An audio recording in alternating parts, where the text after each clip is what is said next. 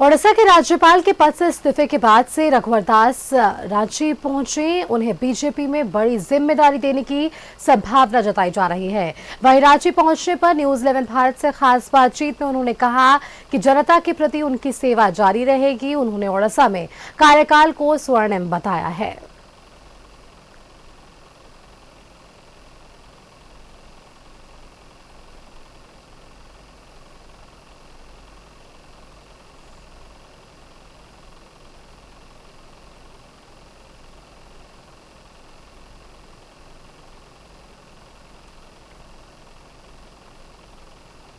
पद जो लाड साहब का होता है उससे इस्तीफा देना और फिर से कार्यकर्ताओं में एक उम्मीद जगी है। खास करके झारखंड से कार्यकर्ता काफी उत्साहित हैं। उन कार्यकर्ताओं के लिए क्या कहेंगे? देखिए, भारतीय जनता पार्टी कार्यकर्ता की पार्टी है और फिर विधायक, दो बार प्रदेश अध्यक्ष, 2 बार राष्ट्रीय उपाध्यक्ष, फिर मुख्यमंत्री और संवैधानिक पद राज्यपाल का भी एक सामान्य कार्यकर्ता को इस मुकाम तक पहुंचाया भारतीय जनता पार्टी ने।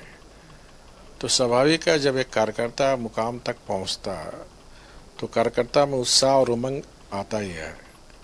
और भारतीय जनता पार्टी एक ऐसी पार्टी है जहां एक आम कार्यकर्ता पार्टी के प्रति प्रतिबद्ध होकर पार्टी के विचारधारा को आगे बढ़ाने का काम करते रहते हैं।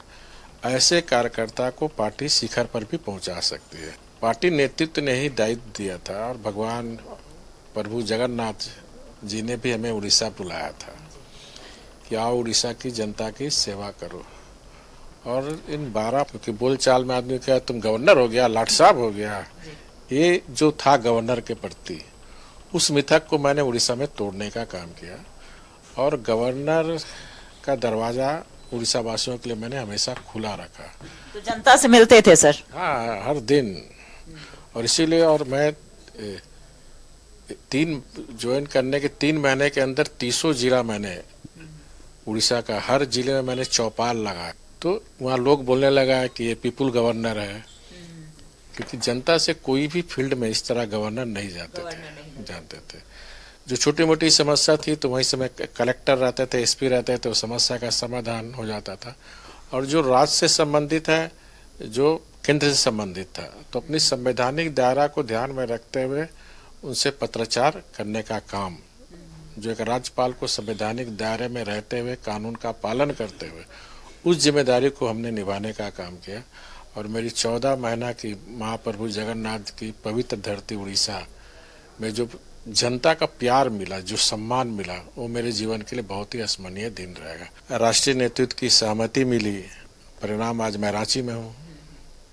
प्राकृतिक संपदाएं, जो सामर्थ्य है, जो संभावनाएं हैं, जो संजोग है कि झारखंड के जो अमीर राज्य में जो गरीबी पल रही इसकी गोद में, उस गरीबी को समाप्त करना, पलायन को समाप्त करना। अच्छा सर, कभी सोचा था आपने कि आगे जाकर के संगठन इतनी बड़ी जवाबदेही देगी? जब राजनीति की आपने शुरुआत की थी, एक मजदूरों की लड़ाई, मजदूरों के नेता बन करके, और आप सामने आए थे। मैंने नहीं सोचा मुख्यमंत्री बनूंगा, मंत्री बनूंगा, ये भी नहीं सोचा था। लेकिन मैंने फिर कहा ना कि भारतीय जनता पार्टी एक ऐसी पार्टी है, भगवान का तो साथ आशीर्वाद है ही, लेकिन भारतीय जनता पार्टी एक ऐसी पार्टी, एक बहुत महान पार्टी है। के बारे में कभी सोचा था? क्योंकि कोई राजनीति में था ही नहीं। बाकी लोग को तो विरासत में राजनीति मिली हुई ना, हमारी विरासत में कुछ नहीं मिली थी।